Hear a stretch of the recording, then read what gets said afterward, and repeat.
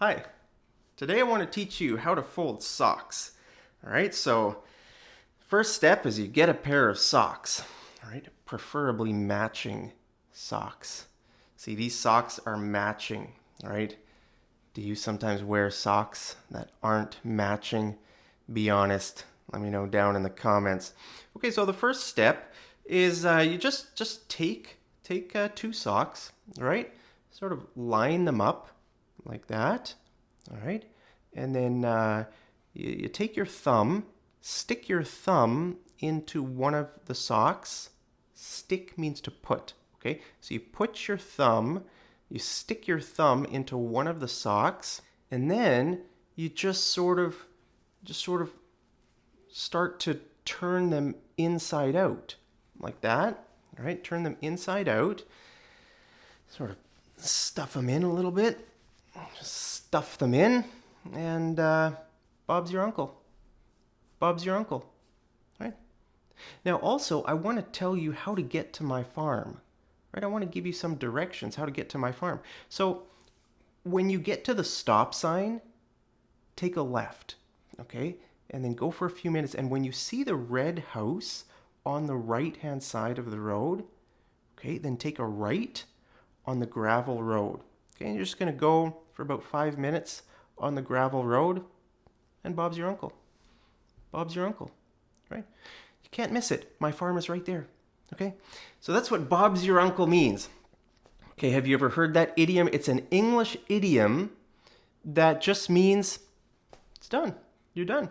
Easy, right? You're finished, right? We usually use this idiom at the end of like a simple set of instructions, right? So I just taught you how to fold socks, right? It's a very easy process, right? Not hard. Anyone can do it. You take two socks, you put them together, stick your thumb into one sock, sort of start to turn them inside out.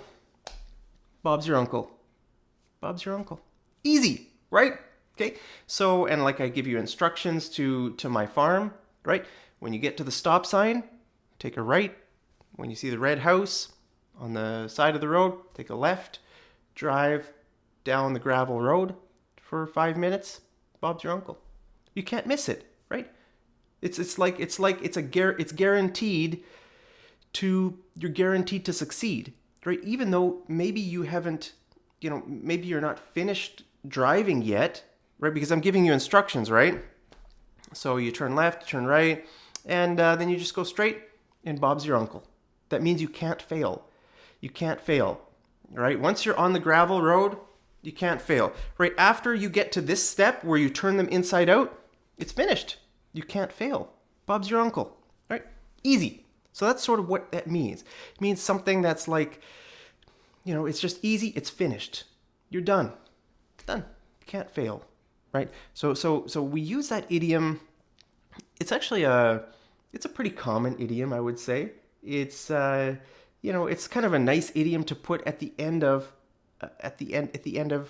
when you're trying to tell someone something, you don't need to say it, but it's like if for example, if I wouldn't say that idiom, then what I would say is after you turn them inside out, you're done. You're done. You're finished. You finished folding your socks. Look at that perfectly folded pair of socks, right? Or if I'm giving you directions to my house, right? After you turn at the red house, you drive down the gravel road, and you can't miss it. You can't miss it. My farm is right there. You can't miss it. Okay? But instead of saying you're done, or instead of saying you can't miss it, I'd say Bob's your uncle. Bob's your uncle. Okay? So it's a very informal kind of... My throat got a bit ticklish. Some dust. I breathed in some dust or something. But I want to teach you one more example of Bob's your uncle. Okay? So you can guess what I'm going to do. I'm going to teach you how to fry an egg. Okay, I'm going to give you instructions on how to fry an egg. So it's simple, right? Just take a pan, grab any kind of pan, put some olive oil in the pan, right? Got some organic, extra virgin olive oil there. Just dump some olive oil into the pan. Pop the lid back on. Pop the lid. Look at that. See? I took the lid off, right? I'm done with the lid. Yeah, I'm gonna pop the lid back on. Pop means just to put the lid back. I'm just gonna put the lid back on. I'm just gonna pop it on there. And then take your egg, right? Just crack it against the edge of the pan, right? Like this. Got some egg on my leg. Oh, hey, that rhymes. I got some egg on my leg. Look at that. I got some. I'm such an idiot. I don't even know how to crack an egg. Here, I'm trying to teach you. It's a good thing I'm not actually trying to teach you how to fry an egg, else this would be a failure. I'm teaching you the idiom, Bob's your uncle. I'm an English teacher, not a frying egg teacher. So, you just sort of put the egg in like that, okay? And then you just pop the shell in the garbage. Just don't have a garbage can. Just pop it in the garbage and put the pan on the stove. Put it on if it's an electric stove, then it's actually no, for a gas stove you could call it a burner too. For both of them you can call it a burner. Okay, so just pop it on the stove. You can say pop it on the burner on low heat. Okay. Put it on low heat or medium heat.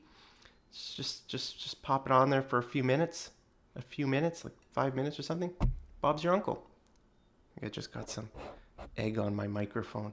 Okay, so just leave it on the stove. A few minutes. Bob's your uncle. Got egg on my leg. I just got out of the shower too. I'm gonna have to take another shower again to wash the egg off my egg off my leg. Have you ever gotten egg on your leg? I've got an egg leg now.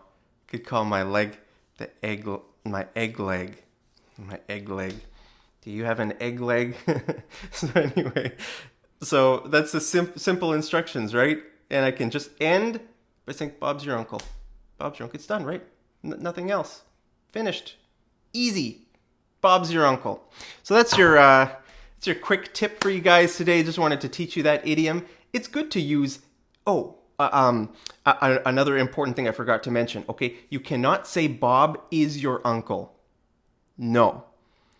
Very often with English idioms, you have to say them exactly the same way. Okay, yeah, one way. You cannot say Bob is your uncle. You have to say Bob's. Okay. Bob's your uncle. So you're finished, right? Bob's your uncle.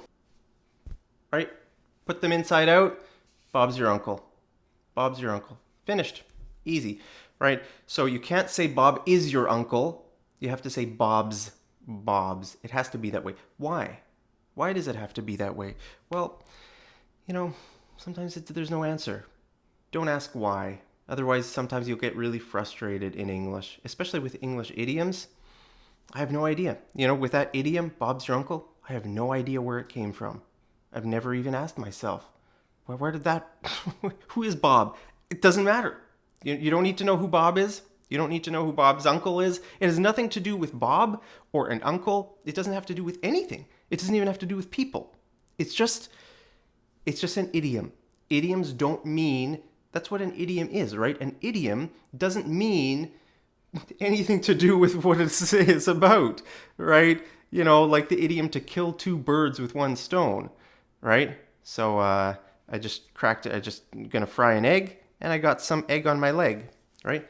If I wanted to put egg on my leg, if that was one of my goals, I could say I killed two birds with one stone, right?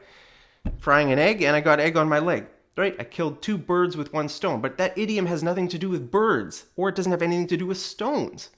It means to do two things, to accomplish two tasks by doing one thing. Well, it's the same with Bob's your uncle. Okay, Bob's your uncle has nothing to do with Bob or an uncle or people. It just means that something is sort of it's finished. It's easy, it's done. Bob's your uncle. Okay, so remember, you cannot say Bob is your uncle. You have to say Bob's. Say that with me. Bob's. Bob's. Bob's your uncle. Bob's your uncle. Bob's, hey, do you have an uncle named Bob? If you have an uncle named Bob, then Bob is your uncle. Okay. Then you can say Bob is my uncle. Then you can choose. You can say Bob's or you can say Bob is. But with the idiom, you have to say Bob's and you can't say Bob's my uncle. Okay? Remember, the idiom has to be exactly the same. One way. Bob's your uncle. Those 3 words, you cannot change those 3 words. They have to be that way. That's just how it is in English. So sometimes it's not useful to ask why, because even native English speakers don't know why. Like I said, I don't know why it has to be Bob's and not Bob is. I have no idea. That's just how it is. Welcome to English. Welcome to, now you know how to fry an egg. Go fry yourself an egg. Get some egg on your leg so you can be cool like me. And, well, that's it for this lesson. Bob's your uncle.